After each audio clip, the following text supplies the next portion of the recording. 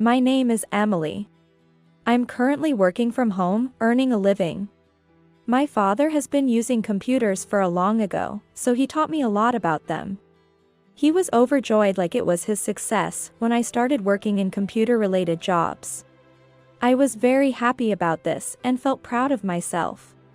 Most of my work involves building programs, and I mostly sit in front of a computer for my tasks. Even on my days off, I never had a day without touching a computer, as I was programming as a hobby. After some time, my company adopted remote work, and I, who was already working on a computer, switched to working completely remotely. Since I already had a high-performance computer in my room, I decided to buy an expensive chair. It's to prevent back pain from sitting and working for long periods. Gradually, my computer area became more equipped, but somehow, this made me the target of my brother's wife, Catherine. It all started when Catherine and my brother Ethan, who had been married for less than half a year, came to our house.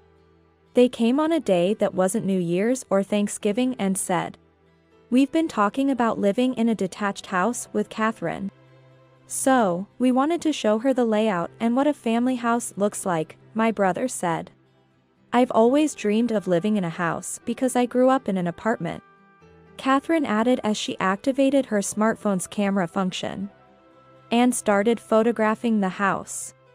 She took photos of the entire living room and then the kitchen. Next, the toilet and the bathroom. I wouldn't have thought to take pictures of those places. I thought, but for my sister-in-law, a family house was a dream to fulfill. I couldn't dampen her spirits. My parents were at a neighborhood basketball tournament, so they weren't home today. However, we knew a few days in advance that my brother and sister-in-law were coming. So my parents diligently cleaned the house. I offered to help, but they told me to focus on my work, so I only cleaned my room. Since it was after a big cleaning, I thought there wouldn't be anything dirty in the photos of the toilet and bathroom. Everything worrying was stored away. Then, as I followed my brother and sister-in-law around the house, Catherine went upstairs. On the second floor, my parents' bedroom, my brother's room, which is unused but intact, and my workspace. There was once a discussion about separating my workspace and bedroom. But since it would mean not having a room for my brother when he returned, we decided to leave it as is. I thought my brother, having his own family and being married to Catherine, wouldn't need to come back home often. As I was lost in these thoughts, Catherine and my brother were saying, "This was my room. It hasn't changed since I left home." "Oh. Does that mean you can come back anytime?" "Maybe, our parents want to live with Ethan." While I listened to their conversation, Catherine confidently opened the door to my parents' bedroom. I bet they never thought their bedroom would be shown to their daughter-in-law. In a rush, I said, "That's my parents' bedroom." But Catherine, while saying, "Oh, is that so?" activated her phone's camera and took a picture of the bedroom. I thought it was rude to take photos of someone else's bedroom, but I didn't say anything, fearing it might offend her. Then she opened the door to my room and started taking pictures. "What room is this?" "Your father's?" "No, this is my room." "What, Emily's room?" Catherine seemed very surprised, having already seen my parents' bedroom and seen a bed in this room. It was mine, but she seemed incredulous. "But, this computer and chair, they look really expensive. There are 3 screens for the computer, and the chair looks so robust. Is everything in this room yours, Emily?" "Yes, everything here is mine." As I nodded, Catherine's eyes widened even more. Maybe she was shocked to see how well equipped my computer area was. She put her hand on her chin, thinking for a moment, then started snapping photos of my computer area and my bed. "Hey, Catherine. Don't you think that's a bit too much?" I understand if Catherine wants to enrich her computer and peripherals by taking photos of my setup. However, taking pictures of my bed is quite embarrassing. However, even when I tried to stop her, Catherine said, "It's fine, it's not like it's diminishing anything," and continued taking photos. Finally, my brother put his hand on Catherine's shoulder and said, "Please, stop now," which made her stop taking pictures, albeit with a slightly displeased expression. It seemed even my brother thought her behavior was inappropriate. After they left, he sent me a message on Messenger saying, "That might have been a bit rude, sorry." Honestly, it was more than just a bit rude. But perhaps Catherine already saw us as family and felt closer to us. For me, even though my brother and Catherine are married, she and I are still practically strangers. I accept this as just a difference in how we perceive personal boundaries. However, when I mentioned that Catherine had also taken photos of the bedroom, my parents frowned as if they were displeased. Neither my brother nor I have entered our parents' bedroom often, let alone take pictures of it.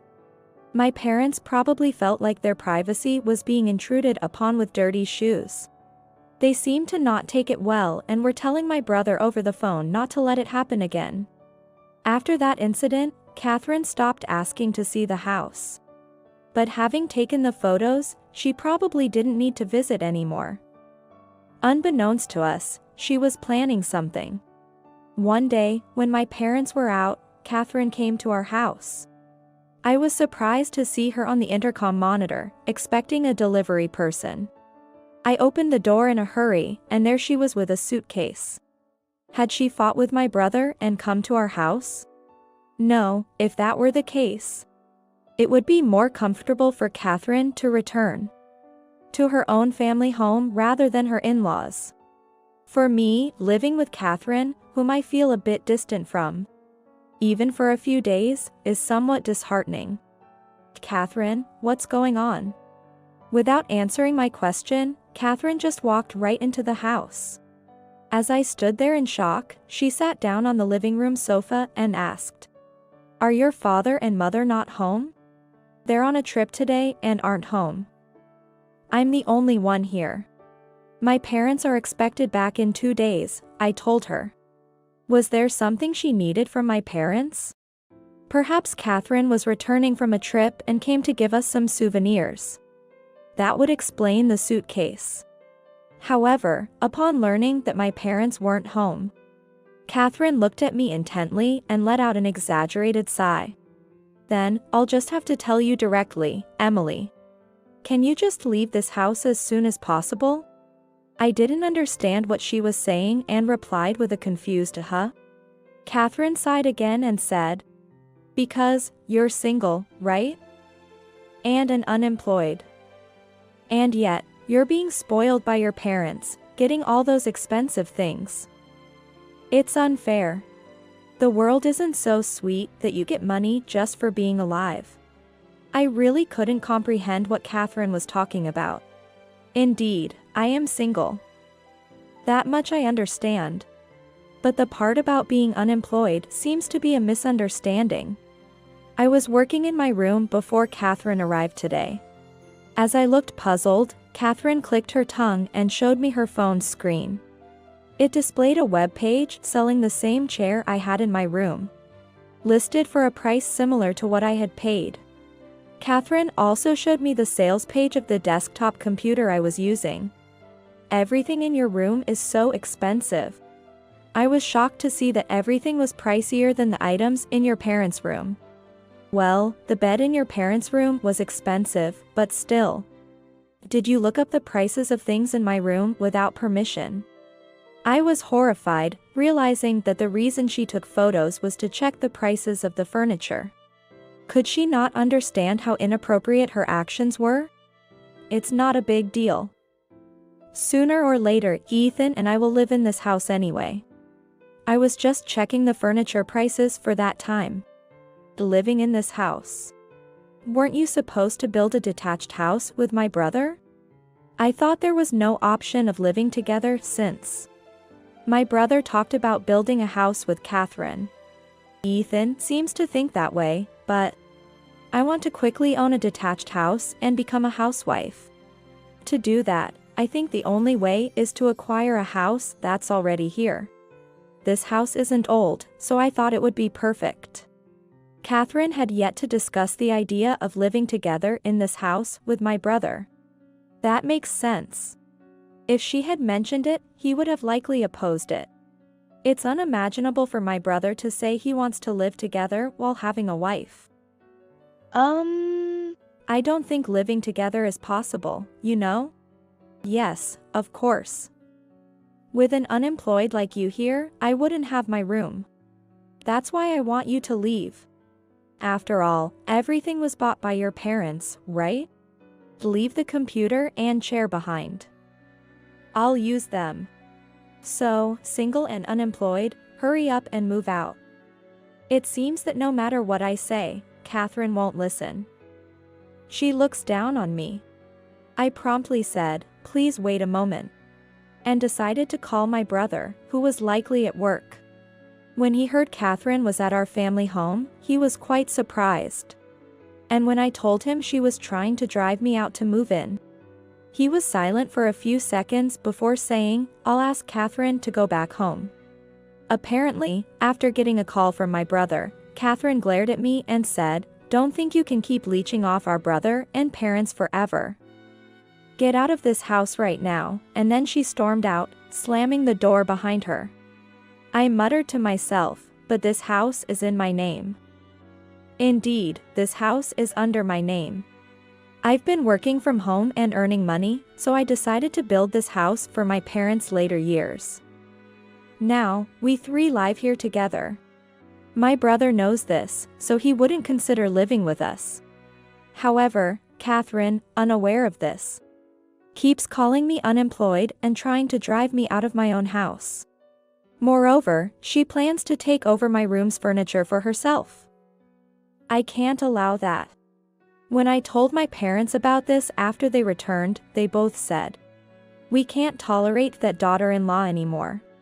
I also learned for the first time that Catherine had been asking my parents for money behind our backs. She claimed they were struggling to live on my brother's earnings. Or she wanted money for gifts for him. When refused, she'd start accusing them of mistreating their daughter-in-law. After seeing their messenger conversation, I realized Catherine's true nature and decided it was best to avoid her. At the same time, we discussed that it was necessary to tell my brother everything about her true nature. So, we invited my brother over while Catherine was at work and held a family meeting, where we decided on a plan. A month later, Catherine contacted me, even though I hadn't given her my contact details. She must have taken it from my brother's phone. She's truly unreasonable. The messenger message she sent said, it's been a month since then, even an unemployed like you could have moved out by now. I'm coming to that house now. If you're talking about the house you visited last time, I've put it up for sale. Please don't try to enter, it's empty, and entering without permission is trespassing. After I sent this, she quickly responded, apparently avoiding the scenario of storming into our former house unannounced. What do you mean? You sold the house. I couldn't stand your tyranny anymore. So I decided to move somewhere you don't know about. My parents moved with me.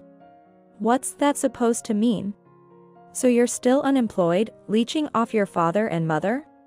I'm not an unemployed. Didn't my brother explain to you? Besides, that house was originally mine, bought under my name. There's no way you could have driven me out. Huh? How can an unemployed like you afford a house? My annual income is $700,000. I saved up and bought the house myself. Why don't you go back and talk to my brother? Surely, she hadn't had a proper conversation with my brother since. She stormed into our house a month ago and demanded I leave.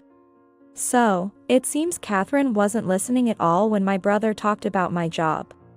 She was caught off guard by the unexpected turn of events and decided to go back to my brother saying, can't be helped. I'll just have to go back and talk to him. A few hours later, she called me repeatedly in a panic. When I reluctantly answered, she was almost crying. What should I do, Emily? Ethan told me he wants a divorce. Even if she tells me this, if my brother wants a divorce, then that's what will happen. There's nothing I can do. Look, surely Ethan is also angry because I tried to kick you out even though you have money. So, can you tell him that you've forgiven me? That should calm him down. What is she even talking about? My brother wouldn't decide to divorce just for that reason. But perhaps Catherine, with her lack of common sense, doesn't understand. Well, I don't think that's the only reason my brother wants to divorce you. Eh? Then why?